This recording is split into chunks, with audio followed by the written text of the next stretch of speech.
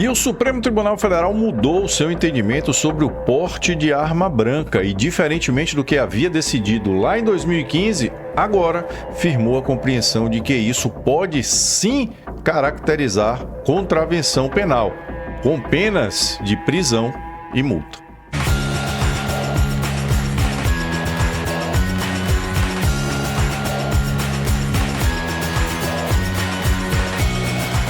Olá, seja muito bem-vindo a mais um vídeo. Eu aqui, Fabrício Rebelo, hoje justamente para comentar a mudança de entendimento do Supremo Tribunal Federal a respeito do porte de arma branca, um conceito que é juridicamente bastante discutível já há bastante tempo, que enfrenta divergências, inclusive no âmbito do Superior Tribunal de Justiça em relação ao próprio Supremo Tribunal Federal e que agora foi pacificado em um tema de repercussão geral, da pior forma possível, de uma forma completamente subjetiva. É isso que a gente vai ver neste vídeo, logo após o meu lembrete, para que você não deixe de interagir aqui conosco, curtindo, compartilhando, se inscrevendo, ativando suas notificações e comentando. Os comentários aqui são o farol para a nossa produção de conteúdo. E claro, se você quer apoiar a nossa produção de conteúdo e, além disso, desfrutar de uma série de benefícios exclusivos,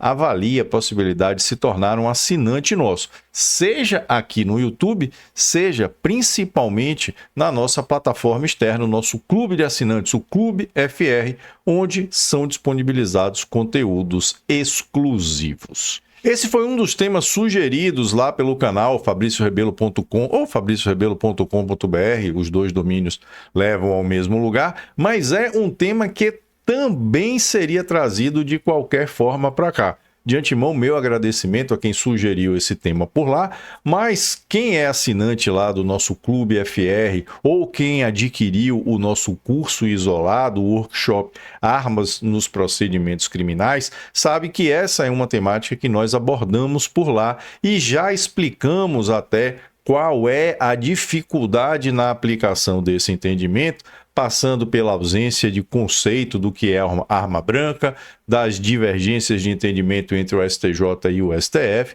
e principalmente de uma decisão que era a base até então para a aplicação da norma, que havia sido definida pelo próprio Supremo lá em 2015.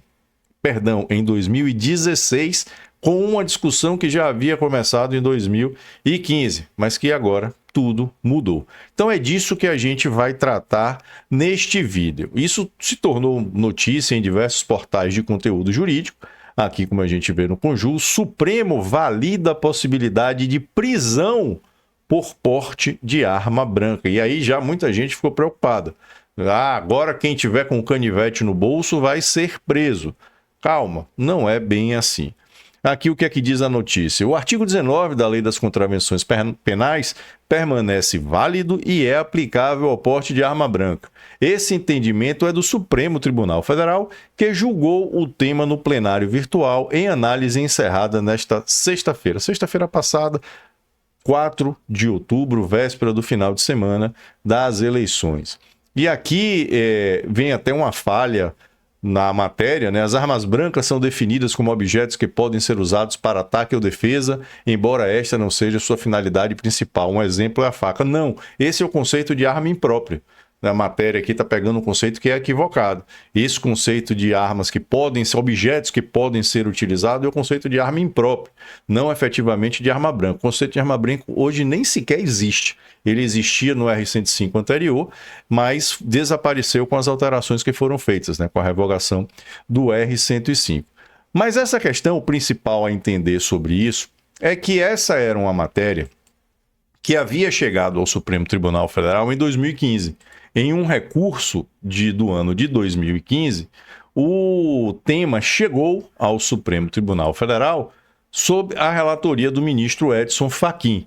E o ministro Edson Fachin, analisando essa temática, decidiu, né, e essa decisão foi inclusive seguida pelos demais ministros, que esse tema era um tema, sim, de repercussão geral, ou seja, era uma temática que dizia respeito à coletividade, era um tema que deveria ser reconhecido como de repercussão geral.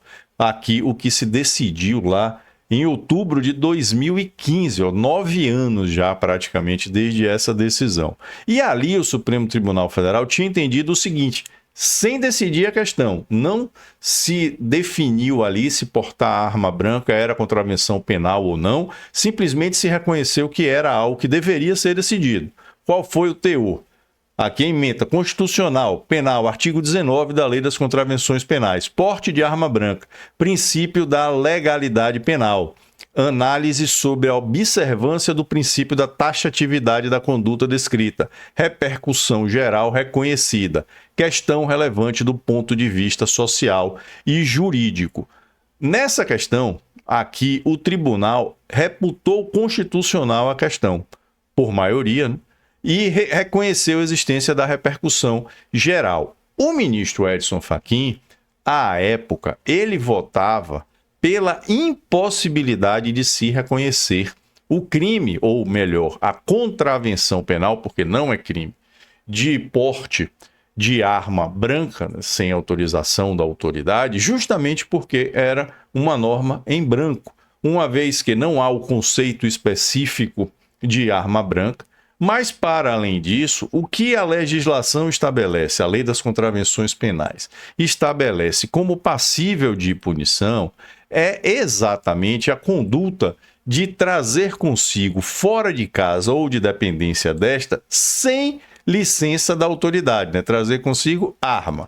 Esse era um dispositivo que originalmente se aplicava a armas de fogo até a publicação da Lei 9437, lá em 1997. A partir dali, se criou a controvérsia, com posições diferentes. Uns entendiam que o artigo 19 tinha sido completamente revogado e não tratava mais de arma branca, não havia mais essa conduta em relação a armas brancas, e o STJ, principalmente, entendia que sim, que houve a revogação parcial, que apenas em relação às armas de fogo ela não se aplicava mais, mas em relação às armas brancas ela continuava se aplicando. Só que qual era o problema? E foi o voto do ministro Edson Fachin lá em 2015. É que não há a possibilidade de se obter uma licença da autoridade para portar uma arma branca. Então, se não existe a conduta ou a possibilidade de a conduta estar legalizada por ausência de previsão da autorização do Estado, da autorização estatal, da autoridade, para alguém portar uma arma branca, não se poderia punir. Ninguém poderia ser punido porque ninguém consegue uma autorização da autoridade ou uma licença da autoridade para portar a arma branca. Então, o entendimento do ministro Edson Fachin, originalmente, foi o entendimento de que não se poderia enquadrar a conduta de portar a arma branca como contravenção penal. Mas esse voto do ministro Edson Fachin não foi adiante, justamente por conta da discussão em torno do tema e da notícia de que havia uma iniciativa ou talvez uma possibilidade de que o governo estabelecesse uma regulamentação em torno de arma branca. Essa decisão, inclusive, veio bastante depois, já foi algo que surgiu posteriormente, mas naquele momento o que se definiu de modo claro foi simplesmente que o tema tinha repercussão geral. Logo em seguida, veio um julgado do próprio Supremo Tribunal Federal em 2016 e agora já da relatoria do ministro Gilmar Mendes e entendeu, na linha da repercussão geral que havia sido decidida no ano anterior, que não se poderia justamente reconhecer a existência mais dessa contravenção penal. Aí ele pegou aquele entendimento que havia sido pincelado pelo ministro Edson Fachin, mas que não foi adiante porque não se adentrou ao mérito da questão e consolidou aqui na segunda turma o que é que entendeu o Supremo. Habeas corpus, ato infracional correspondente ao porte de arma branca imprópria.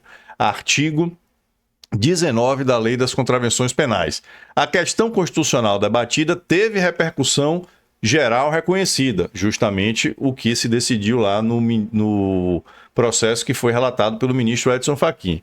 O extraordinário, que é o recurso extraordinário em que se reconheceu a repercussão, pende de julgamento, sem determinação de suspensão de processo. Aquilo que a gente viu lá quem é lá do Clube de Assinantes viu, quem é quem adquiriu o curso, o workshop Armas nos Procedimentos Criminais também já viu, que é justamente o que possibilitou que esses processos continuassem sendo julgados, e o STJ entendia que se aplicava.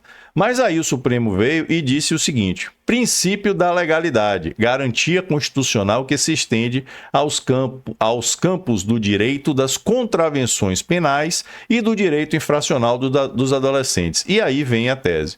O artigo 19 da Lei das Contravenções Penais, trazer consigo arma fora de casa ou dependência desta sem licença da autoridade. Para obter condenação pela contravenção, a acusação deve demonstrar que seria necessária a licença para porte da arma em questão. Não há previsão na legislação acerca da necessidade de licença da autoridade pública para o porte de arma branca. Norma penal em branco, sem o devido complemento. Sua aplicação, até que surja a devida regulamentação, resta paralisada, dado provimento ao recurso a fim de julgar improcedente a representação para apuração do ato infracional. Ou seja, o entendimento era esse do Supremo Tribunal Federal. Como ninguém consegue obter uma autorização, uma licença da autoridade para portar arma branca, ninguém pode ser punido por estar portando uma arma branca sem licença da autoridade. Aí, o que é que aconteceu agora, que é o objeto da notícia?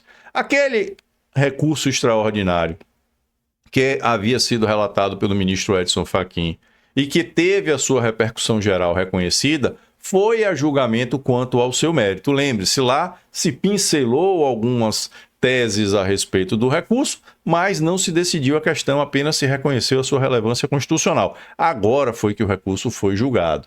E, neste julgamento, se fixou a tese de que, diferentemente do entendimento que era, inclusive, defendido pelo próprio ministro Edson Fachin, o dispositivo da Lei das Contravenções Penais continua vigorando. E, mais do que isso, permite efetivamente que o indivíduo seja responsabilizado pela conduta. Esse acordo ainda não foi publicado, né? Aqui está a tramitação do processo, que o julgamento se iniciou no plenário virtual em 27 de setembro e se encerrou justamente na última sexta-feira. Deixa eu botar aqui um zoom maior para ficar mais fácil de visualização. Mas a tese já foi fixada, inclusive por conta da divergência puxada pelo ministro Alexandre de Moraes. O que é que o ministro Edson Fachin, né, mantinha aquele voto na linha do ministro Gilmar Mendes. O ministro Gilmar Mendes acompanhou o ministro Edson Fachin. O ministro Nunes Marques também acompanhou o ministro Edson Fachin, de acordo com aquele entendimento de que não poderia haver a responsabilização, mas o ministro Alexandre de Moraes e o ministro Cristiano Zanin puxaram divergência. E essa divergência foi acompanhada por todos os demais ministros. Então, por maioria, ampla maioria de votos, se fixou a seguinte tese. A tese foi fixada do seguinte modo: o artigo 19 da Lei de Contravenções Penais permanece válido e é aplicável ao porte de arma branca, cuja potencialidade lesiva deve ser aferida com base nas circunstâncias do caso concreto, tendo em conta, inclusive, o elemento subjetivo do agente. O que é que está dito aqui, traduzindo esse juridiquês que foi trazido neste voto, que eu já registro aqui o meu posicionamento contrário, eu divirjo completamente dessa posição, mas foi a posição alcançada pela maioria dos ministros do Supremo Tribunal Federal. Eles entenderam que, de fato, o artigo 19 continua em vigor, exclusivamente em relação às armas brancas, e que, por conta disso, pode sim haver a responsabilização de quem porta arma branca na rua. Agora, isso é automaticamente, se você está com canivete, é automaticamente enquadrável na contravenção penal? Não. Porque o que está dito aqui é justamente que cada caso será individualmente analisado pelo juiz. O juiz vai olhar as circunstâncias da sua conduta para aferir se ela representava de fato uma potencialidade lesiva. Você está usando o canivete, e aí, para que você é abordado? Por que você tem esse canivete? Não é uma ferramenta para eu cortar alguma coisa, para me ajudar a abrir uma embalagem, algum reparo que eu precise fazer, descascar uma fruta. Você não tem, teoricamente, nenhuma intenção de usar aquilo de forma potencialmente lesiva.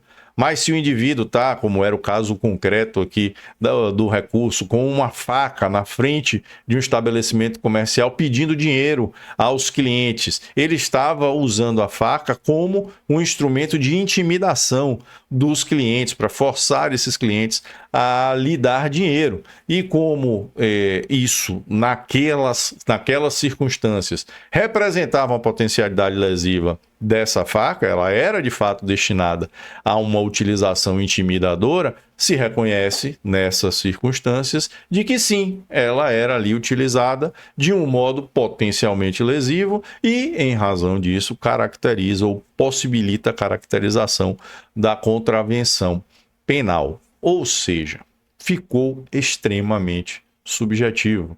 E subjetividade é tudo de que o direito penal não precisa.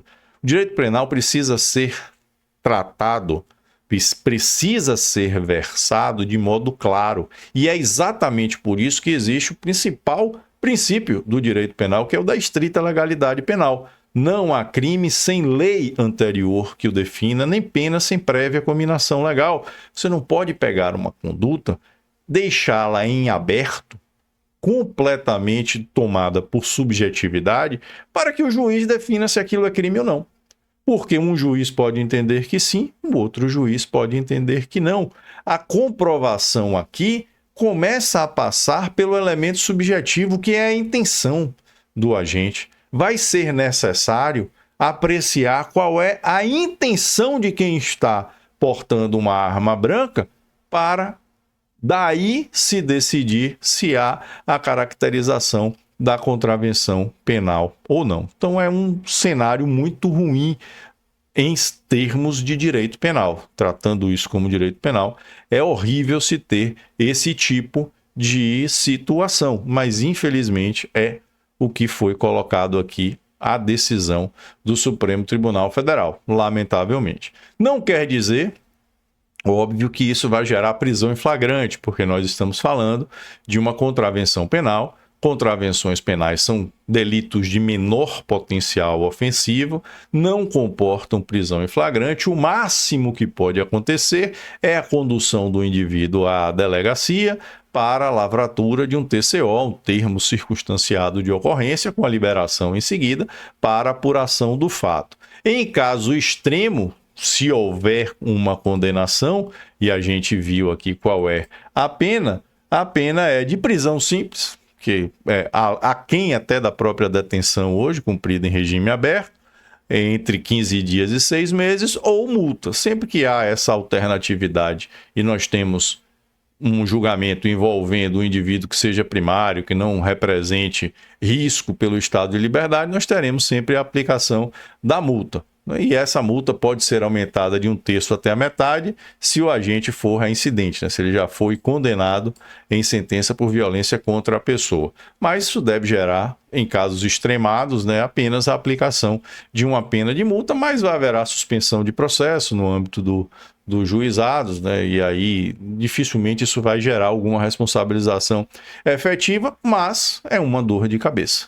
Se cria aí uma subjetividade que o indivíduo não tem certeza se ele pode ou não pode praticar uma conduta, porque quem vai decidir é o juiz, de acordo com o caso concreto. Isso vai gerar uma série de repercussões, não tenha dúvida. Muito em breve nós teremos alguns precedentes, alguns iniciais julgamentos sobre esse tema, e aí muita gente vai começar a considerar formato da lâmina, como é que ela poderia ser empregada. Já há uma tendência muito forte, aqueles que são adeptos do kit EDC, a nem sequer utilizar canivetes especificamente, se utilizar aqueles multifunções, os multitools, porque descaracteriza ainda mais a utilização como arma. E isso tudo sem contar que a raiz da questão sequer foi abordada.